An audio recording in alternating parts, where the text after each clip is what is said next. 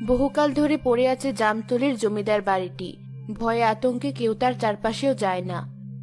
বাড়ির চারিদিকে জঙ্গলে ভরা, জায়গাটা যেন আরো বেশি ভুতুড়ে রূপ নিয়েছে। আর কতকাল তোরা দূরে দূরে থাকবি? একদিন ঠিক এখানে আসতে হবে। কাউকে ছাড়বো না আমি। আমার প্রতিশোধ না নিয়ে কোথাও যাব না আমি। এই জমিদার বংশের কাউকে ছাড়বো না।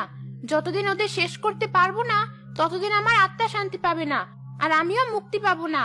এই জমিদারের বংশধরকে মেরে আমি মুক্তি পাবো।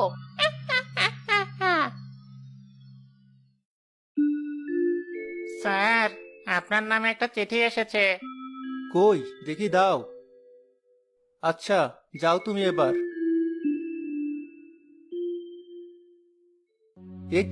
এ কি দেখছি আমি?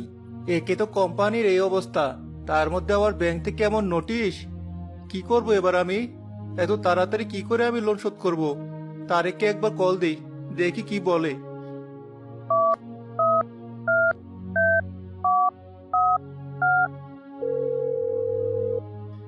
এই সময় আবার সুলতান কল দিল কেন? ও হ্যাঁ, ওর কোম্পানির অবস্থা শুনলাম তেমন ভালো না। যাই বলি একটু সাবধানে বলতে হবে। হ্যাঁ, হ্যালো সুলতান, বল। বড় বিপদ হয়েছে, ব্যাংক থেকে নোটিশ এসেছে। 1 মাসের মধ্যে লোন শোধ করতে হবে। তুই তো জানিস আমার কোম্পানির কি অবস্থা। কি করব কিছু ভেবে পাচ্ছি না। কি আর করবি ভাই, কোম্পানি বিক্রি করে দে। আচ্ছা শোন, আমি একটা জরুরি মিটিং এ আছি, তোকে পরে কল করব। এখন রাখছি। যত সব উটকো ঝামেলা, নিজের ঝামেলায় বাঁচি না, আবার এরা।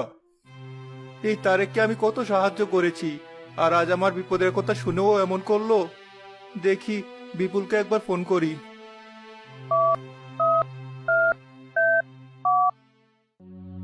হ্যাঁ বিপুল, শোন না ভাই, বড় বিপদে পড়েছি, দয়া করে আমাকে একটু সাহায্য কর। কেন, কি হয়েছে? ও, এ তো সাংঘাতিক বিষয়। কিন্তু আমি যে সাহায্য করব তার তো কোনো উপায় নেই। আর 2 দিন আগে বললেও পারতাম। 2 দিন আগে আমার জমানো সব টাকা দিয়ে শহরে একটা বাড়ি কিনেছি। সেটা কিনতে উল্টো আমারই কিছু দেনা হতে হয়েছে। ও আচ্ছা, আমি তাহলে রাখছি, দেখি অন্য কোথাও কোনো সাহায্য পাই কিনা। ঠিক আছে, রাখ তাহলে।